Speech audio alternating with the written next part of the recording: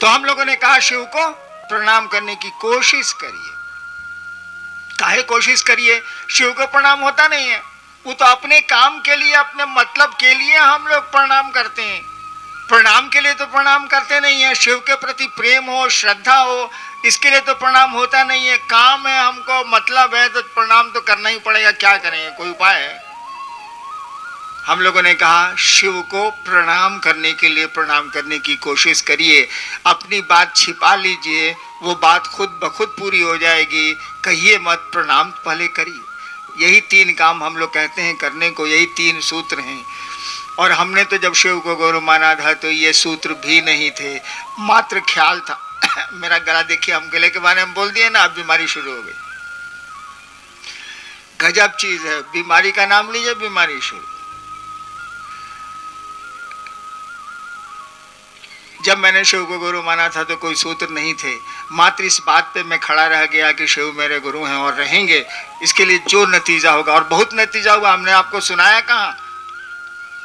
74 से लेके 82 तक मेरा जो नतीजा उतरा, हम तो देखते हैं कि आज 3 करोड़ से ज्यादा शिव शिष्य हैं और सबको मस्ती मस्ती। मैंने शिव को गुरु माना था तो जो मुझको परेशानी हुई, जो मुझको दिक्कतें हुई, मैं ही जानता हूं। क्यों? इसीलिए कि 15 साल श्मशान की साधना छोड़ के आया था। बढ़िया आदमी का साथ छोड़ दीजिएगा तो आपका भला मनाएगा, और शैतान आदमी का साथ छोड़ दीजिएगा ना तो आपको चैन से रहने नहीं देगा। तो श्मशान में सब प्रेत सब हमको दोस्ती हो गई थी, और शिव को गुरु मान के साथ छोड़ दिया। सब मिलके हमको तंग करता था। अब मैं बैठ के रोता था कि साला कहाँ फंस कर शिव को गुरु मान लिया, प्रेत वो तंग करता। आइए देखते हैं, कुछ जिज्ञासा आई है तो करते हैं। लगातार बोलने में दिक्कत। चलिए,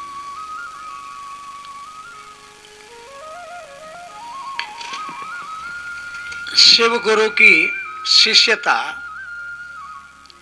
और जो पारंपरिक दीक्षा पद्धति है, दोनों में अंतर है।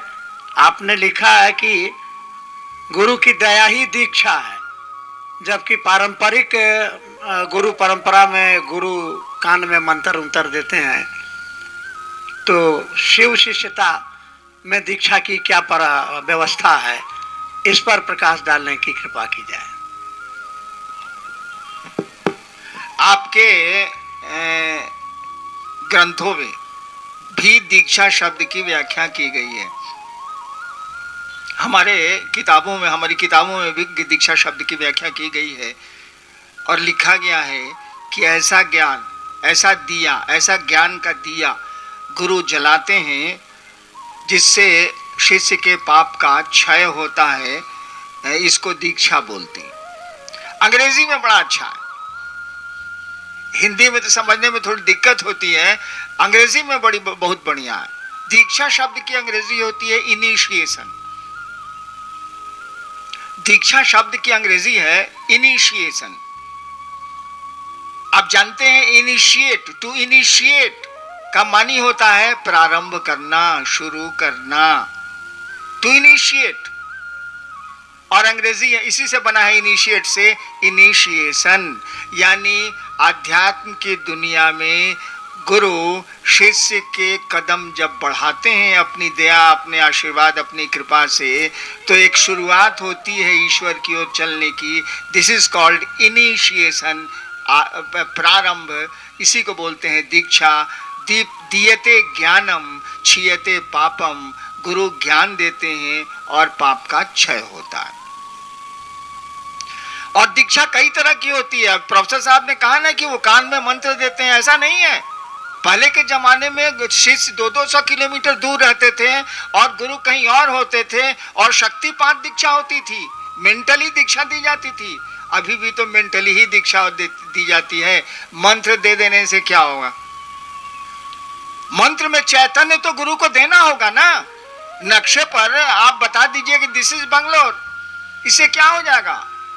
हम लोग आज से जान रहे हैं कर्नाटक की राजधानी बंगलोर है और दक्षिण भारत में है, लेकिन बंगलोर का अनुभव तो मुझको बंगलोर आने पर ही मिला ना, कि बड़ा खूबसूरत शहर है, यहाँ लोग बड़े अच्छे हैं। लेकिन वहां से तो नक्शे पर नक्शेबाजी हो रही थी। तो मंत्र से काम नहीं चलता है। मेरा नाम है हरिंद्रानंद। हर एक देवता का एक मंत्र होता है, हर एक मंत्र का एक देवता होता है। जब तक उस मंत्र के देवता से आपका सानिध्य नहीं होगा, मंत्र उसी को बोलते हैं मंत्र का चैतन्य, तब तक मंत्र की सार्थकता नहीं होगी, मंत्र पूर्ण रूपेण काम नहीं करेंगे। इसको समझिए।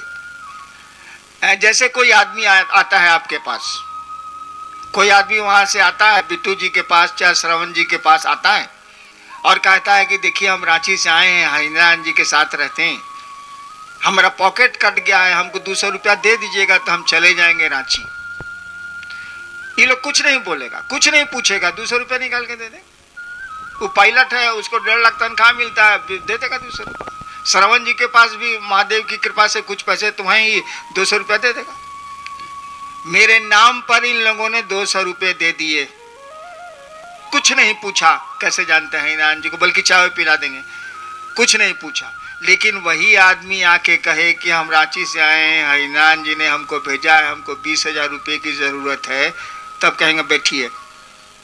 जाएंगे भीतर, मोबाइल लगाएंगे हमारे पीए के पास, हे सुना भैया, हाँ एक आदमी आया है रांची से, कहता है कि हमको 20,000 की जरूरत है, कौन आदमी है जानते हैं उसको, आप दें कि नहीं दें?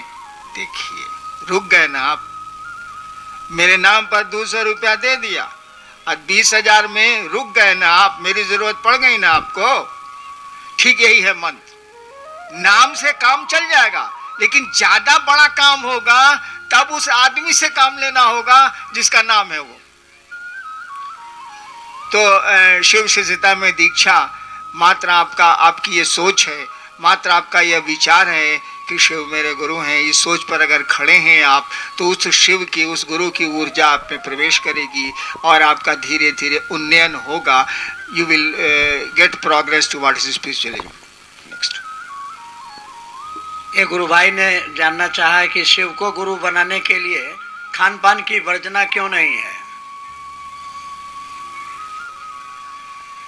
एक भाई ने पूछा है कि शिव को गुरु बनाने के लिए खान पान में रोक रुकावट काहे नहीं है, वर्जना शब्द का प्रयोग किया गया, रोक रुकावट काहे नहीं। स्कूल में नियम मास्टर साहब का चलेगा कि लड़का का चलेगा, इसका पहले फैसला कर लीजिए। हम लोग जिला में रहे हैं, मजिस्ट्रेट रहे हैं या अन्य पदों पर रहे हैं, एडीएम रहे हैं, जब जाते थे तो देखते थे कि स्कूल में 11 बजे बच्चे बाहर खेल रहे हैं, तो उस स्कूल के मास्टर को हम लोग सस्पेंड कर देते थे। मास्टर कहता था कि लइकवा सब अपने मने बाहर चला गया है, सर हम क्या करें, हम क्या मास्टर को चीखें, बैठाइए पढ़ाइए सबको। यानी स्कूल में नियम मास्टर साहब का ना चलेगा, लइका का चलेगा तो कबड्डी खिला देगा मास्टरों को, पढ़े वढ़ेगा नहीं। ठीक उसी तरह से आप गुरु किसको बना रहे हैं, हमको। हम लोग किसको गुरु बनाने की बात कर रहे हैं? हम लोग तो गुरु नहीं है, हम लोग तो उपदेशक नहीं है, हम लोग तो स्वामी नहीं है।